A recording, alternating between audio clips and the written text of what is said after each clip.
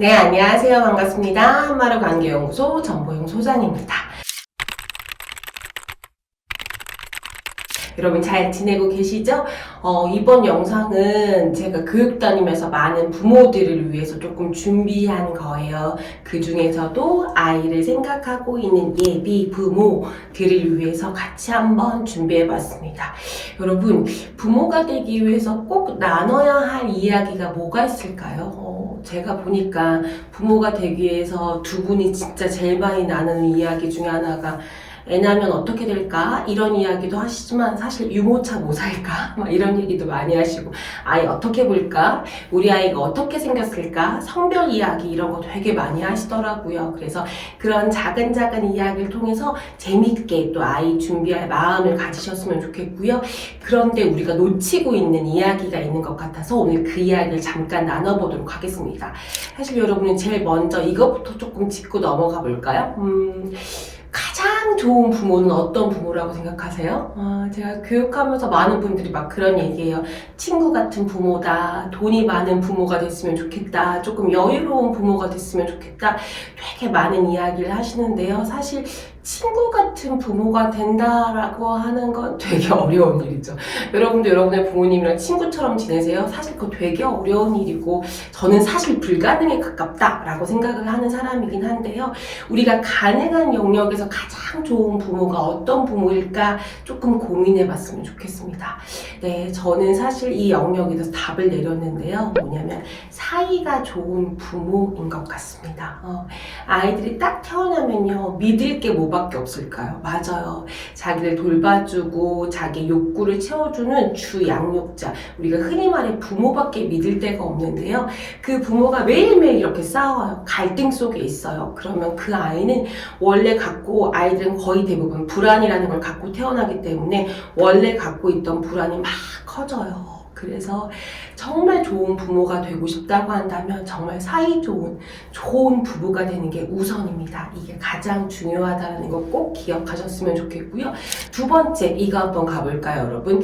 가장 좋은 부모의 양육 태도는 뭘까? 어떻게 아이를 키우면 좋을까라고 하는 측면에 대해서 얘기하자면 사실 여러분 아이의 연령에 따라서 좋은 부모의 어떤 꼭 부모가 아이들을 위해서 해줘야 되는 건 조금 다를 수 있어요. 그런데 명확하게 한 가지 꼭 중요한 게 있다고 한다면 그거는 일관된 양육을 하는 거예요. 사실 여러분 내 안에도 나의 일관성이 없죠. 이럴 땐 이렇고 저럴 땐 이렇잖아요. 그런데 일관된 양육을 한다는 건 되게 어려워요. 그렇지만 그게 가장 좋다고 하니 일관된 양육을 위해서 나도 그리고 나의 배우자도 함께 같은 이야기를 하는 게 되게 중요해요. 그렇다면 아이를 키우고 성장하는 내내 이 부부가 뭘 해야 되겠어요? 맞아요. 좋은 의사소통을 통해서 어떤 문제가 있을 때 좋은 결과를 이끌어내고 감정적으로 상해져 있었을 때 그 감정을 해소하면서 가는 게 가장 좋은 부모의 모습이겠죠. 즉 결론적으로 예비 부모들은 제일 중요한 거는 좋은 부부로서 어떤 정체감을 만들고 함께하는 연습을 하시는 게 가장 중요하다라고 하는 거 잊지 않으셨으면 좋겠습니다. 네, 그렇다면 본격적으로 부모가 되기 전에 꼭 두 사람이 나눠야 될 주제에 대해서 같이 나누도록 하겠습니다. 네, 첫 번째는 각각 부모가 되고 싶은 이유에 대해서 한번 이야기를 나눠보세요. 나는 나 닮은 아이를 낳고 싶어서 부모가 되고 싶어. 나는 뭔가 내리 사랑하고 내가 부모로부터 받은 사랑을 아이한테 주고 싶어서 부모가 되고 싶어. 아니면 결혼했으니까 부모가 되는 건 좀 당연하지 않나? 아니면 또 어떤 분들은 이렇게도 얘기해요. 내가 부모가 되면서 온전한 인간으로서 사는 것 같다라는 이야기도 하시는데요. 각자마다 부모가 되고 싶은 이유는 굉장히 달라요.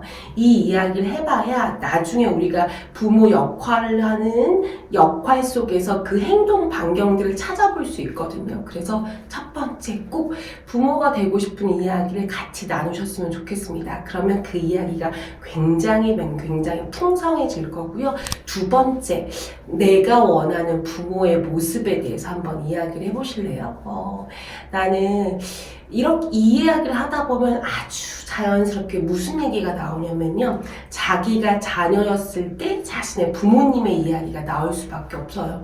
나는 우리 엄마가 진짜 바빠서 나랑 같이 놀아줄 시간이 없었거든. 그래서 나는 조금 아이를 낳고 나서 여유롭게 아이와 보내는 시간이 많았으면 좋겠어. 이렇게 얘기하시는 분들도 계실 거고, 나는 우리 집이 조금 가난하고 힘들어갖고 경제적으로 되게 어려웠거든. 그래서 나는 이 경제적으로 조금 여유로운 생활 속에서 아이를 키우고 싶어. 그렇다고 한다면 이분은 또 일에 매진할 수밖에 없겠죠. 나는 우리 엄마, 우리 아빠가 너무 많이 싸워서 진짜 안 싸우고 아이로 정서적인 안정감을 많이 주는 부모가 되고 싶어. 나는 우리 엄마, 우리 아빠가 공부 너무 많이 시켜서 진짜 그거 너무 지긋지긋해. 그래서 나는 공부보다 노는 것을 더 좋아하는 부모가 되고 싶어. 사실 우리가 내가 어떤 부모가 되고 싶냐라는 이야기를 하면 내가 어떻게 살아왔는지에 대해서 이야기를 하고, 그러면 두 사람의 가치관 이야기하면서 되게 작은 부분도 맞춰갈 수 있게 되고 예상이 돼요. 제가 이런 경우가 있었어요. 여러분 조금 아마 정말 그런 거 갖고도 싸워요? 라고 이야기하실 수도 있는데, 남자분은 자기는 모유 수유가 너무너무 중요해. 이 모유가 정말 아이한테 건강의 기본 바탕이 되기 때문에 모유수가 너무 중요하다라고 생각했던 남편이 있었고요. 아내는 뭐 꼭 그렇진 않지만 모유 먹이면 좋으니까 되는 대로 하지라고 생각을 하셨던 거예요. 근데 웬걸 여러분 다 아세요? 임신해가고 출산했다고 해서 모든 여성분이 모유가 잘 나오지 않아요. 모유가 너무 많이 나와도 아이한테 제대로 줄 수 없고요. 너무 쬐끔 나와도 아이한테 충족하게 줄 수가 없거든요. 그런데 지금 이 여성분의 같은 경우는 모유가 되게 쬐끔 나왔던 거예요. 그래서 막 가슴 마사지도 하고 약도 먹어보고 별 방법을 해도 모유가 잘 나오지 않았어요. 근데 남편은 끝까지 어떻게든 모유 먹여야 돼! 이것 때문에 같이 가는 충돌로 인해서 아이들은 충족적으로 완벽히 아주 풍성할 정도의 밥을 먹지도 못했고, 두 사람이 이것 때문에 맨날 싸우고 경제적인 지출도 굉장히 많았다고 하더라고요. 여러분 보세요. 뭔가 옳고 그름의 문제가 아니라 두 분이서 많이 이야기하면서 내가 어떤 부모가 되고 싶은지에 대해서 합의를 조금 하시고, 그 부모가 된다고 한다면 그 모습을 위해서 또 열심히 공부하시고 노력하고 그러지 않을까요? 그래서 부모가 된다면 나는 어떤 부모가 되고 싶은지 조금 명확하게 구체적으로 이야기하시고 자기가 어떻게 살아왔는지도 같이 이야기하시면서 풍성하게 서로에 대한 정보를 공유하실 수 있었으면 좋겠습니다. 네, 세 번째는요, 정말 현실적인 이야기인데요. 부모가 되면 달라질 우리의 생활 환경에 대해서 같이 이야기하셨으면 좋겠습니다. 여러분, 결혼하신 분들은 아시겠지만 결혼했다고 해서 나의 인생이 되게 드라마틱하게 달라져요? 아니죠. 사실 결혼했다, 제가 교육할 때 어떤 분이 이러시던데요. 여자친구가 집에 안 가요? 이 얘기 하시더라고요. 맞아요. 결혼을 했다는 건 한 공간에 같이 살긴 하지만 인생에 있어서 진짜 많이 뭔가 달라졌다라는 거 많이 못 느끼실 수 있거든요. 그런데 출산은 달라요. 아이를 낳는 건, 진짜 이렇게 달라지는구나. 왜냐면 내가 먹고 싶은 것도 제 시간에 마음대로 못 먹고, 잠자는 것도 제 시간에 못 자고, 이러면서 진짜 많이 달라지거든요. 그렇다고 여러분 너무 겁내서 아이를 낳는 걸 포기하진 않으셨으면 좋겠고요. 그래서 이해하게 하셔야 돼요. 우리의 생활 시간, 패턴 같은 거 어떻게 할 것인지, 우리 둘이 양육자로서 어떤 역할을 분담할 것인지. 예를 들어서 나는 아이를 보고 있는 시간 동안 자기는 집안 살림을 해야 해. 이런 것도 얘기하셔야 되고요. 너와 나, 그러니까 꼭 양육을 두 분이서 하실 수는 없는 상황도 있으실 테니까 주 양육자를 제외한 나의 인적 자원, 활용할 수 있는 자원들이 뭐가 있을까? 쉽게 얘기하자면 조부모님들이 아이 육아나 아이 키우는데 조금 돌봐줄 수 있는가? 조부모님이 그렇지 않다라고 한다면 내 주변에 친인척들이 조금 도와줄 수 있는가? 그것도 없다면 우리가 아이돌봄 서비스라고 있어요, 여러분. 국가에서 지원해주고 국가 아이돌봄, 그러니까 양성이 돼서 우리가 믿을만한 기관에서 파견하는 아이돌봄이가 있거든요. 그래서 아이돌봄 서비스를 받을 수 있는지 없는지 이것도 한번 생각해 보시고, 만약에 두 두 분 다 직장인이시라면 육아휴직 어떻게 할 수 있는지도 한번 생각해 보세요. 보통 우리나라는 12개월까지는 육아휴직 받을 수 있잖아요. 그리고 돈도 받을 수 있는데 물론 상한선이 150만 원으로 한계가 있긴 하지만 그래도 아이 키우면서 국가적인 지원을 받을 수도 있으니 내가 일단 기본적으로 생활 반경이 어떻게 달라지는지, 육아휴직 등 아이 양육하는 데에서 도움을 받을 수 있는 정보 서비스는 없는지, 그리고 그것을 통해서 할 수 있는 인적 자원은 없는지에 대해서 우리가 생활 환경이 정말 많이 달라질 거예요. 그거에 대해서 많이 이야기를 해보세요. 추가적으로 이렇게 뭐 공원을 다니시던 어디를 다니시던 아이들을 보면서 부모들과 아이들의 모습을 좀 관찰하셨으면 좋겠어요. 그러면서 자기야, 자기는 만약에 아이가 저렇다라고 한다면 어떻게 할 거야? 뭐 예를 들어서 음식점에서 떠드는 아이, 뭐 놀이터에서 땡깡 부리는 아이, 이럴 때 자기는 어떻게 행동할 거야? 라고 구체적으로 조금 이야기를 많이 해보셨으면 좋겠습니다. 그래서 여러분 결혼 준비하실 때도 이야기 많이 하셨죠. 그거의 3배, 4배로 더 많이 이야기하면서 달라질 우리의 상황에 대해서도 조금 생각해 보시고, 또 전문가가 예비 부모 교육이라고 해서 많이 하고 있거든요. 저도 그렇고요. 그래서 교육도 조금 받아보시면서 코칭도 좀 받으시면 좋을 것 같습니다. 꼭 요 3가지는 같이 이야기를 조금 나눠보셨으면 좋겠고요. 추가적으로 지금 임신한 부부들 말고도 임신을 준비하고 예비 부부들도 이 영상을 보실 수 있기 때문에 제가 조금 추가적으로 말씀드리고 싶은 게 있어요. 뭐냐면 저 되게 긍정적인 사람이라서 되게 부정적인 것을 저는 약간 플랜을 짜놓진 않거든요. 그런데 이것만큼은 조금 여러분들이 플랜을 조금 짜시고 고민하시고 생각하시고 뭔가 매뉴얼을 딱 만드셨으면 하는 주제가 있는데요. 만약 우리에게 아이가 쉽게 생기지 않는다면 어떻게 할 것인가에 대해서요. 죄송해요. 이렇게 아이를 갖길 원하는 부부들한테 슬픈 이야기를 해서 너무너무 죄송하지만 아마 주변에서 많이 보실 거예요. 아이를 갖는다는 게, 임신을 한다는 게 결코 쉬운 일이 아니라는 거 많이 아실 거예요. 그래서 요새 난임 부부들 굉장히 많죠. 제가 난임 부부 상담도 하고 집단 상담도 할 만큼 되게 많아요.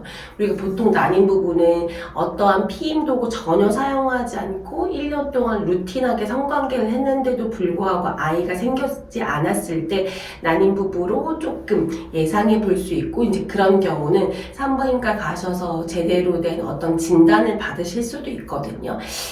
사실 예상하지 못했던 어떤 슬픔이 딱 왔을 때 여러분 어떻게 해요? 우리 그러면 마음이 딱 붙어서 어떠한 결정도 합리적으로 내기가 되게 어렵습니다.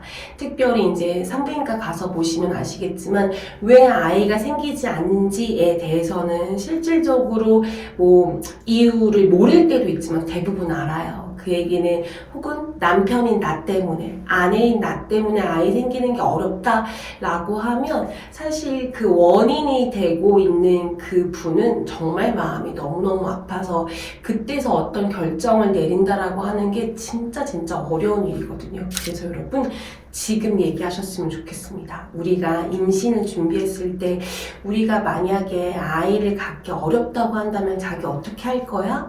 라고 이야기 나누셨으면 좋겠습니다. 그래도 우리나라가요 많이 좋아져서 또 특별히 저출생 국가잖아요. 그래서 국가가 정말 많이 지원을 해주고 있어요. 그래서 보통 우리가 뭐 신선배아, 동결배아, 동결건조된 배아는 20회까지, 인공수정은 5번까지 해서 국가가 아주 적게는 30만원에서 110만원까지 국가가 재정적인 지원을 해주고 있습니다.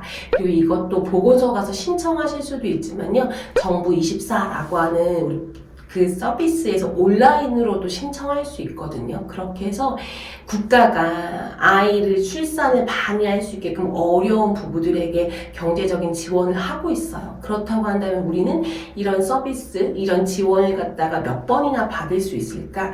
우리 한 10번 정도 안에 시술을 해보고 그 다음에 아니면 포기를 할까? 이런 것도 같이 이야기해 보시고, 만약에 정부 지원 서비스를 최대로 다 받아서, 그리고 그 기간이 예를 들어서 1년이든 2년이든 3년이든 노력해 본 다음에 만약에 그 다음에도 안 되면 어떡하지? 뭐지? 우리 입양할까? 아니면 우리 둘만으로 충분하니까 우리 둘이 한번 살아볼까?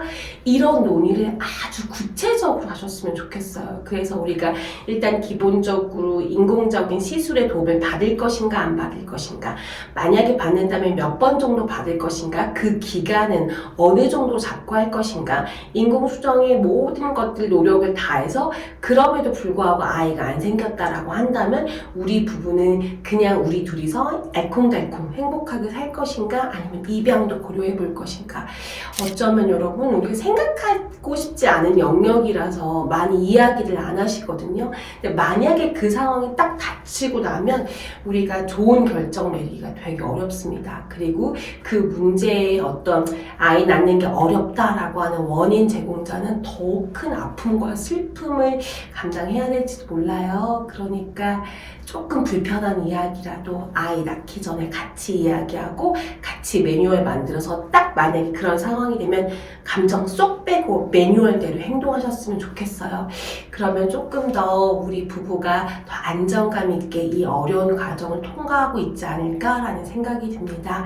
네, 오늘 영상은 여러분 부모가 되고 싶으신 분들, 또 임신하신 분들, 또 예비 부부들을 위해서 영상을 만들어 봤습니다. 부모가 된다는 건 결코 쉬운 길은 아닐 거예요. 하지만 두 분의 사랑과 두 분의 좋은 소통으로 갖고 간다고 한다면 저는 부모가 되는 기쁨만큼, 부모가 얻는 사랑만큼 진짜 진한 사랑은 없다고 생각하거든요. 저 애 둘이에요. 이거 뻥 아니에요, 여러분. 그래서 우리 사회가 정말 아이 낳고 그 아이 낳는 기쁨과 행복을 통해서 정말 여러분의 삶도 더 윤택해지고 풍요로워지고 여유로워지셨으면 좋겠습니다. 그 길에 저희 한마루 관계연구소가 함께 해드리도록 하겠습니다. 모든 부모님들 우리 모두 화이팅입니다. 한마루 관계연구소가 응원하도록 하겠습니다. 네, 우리 다 같이 인사하고 마무리 접을까요? 관계 중심.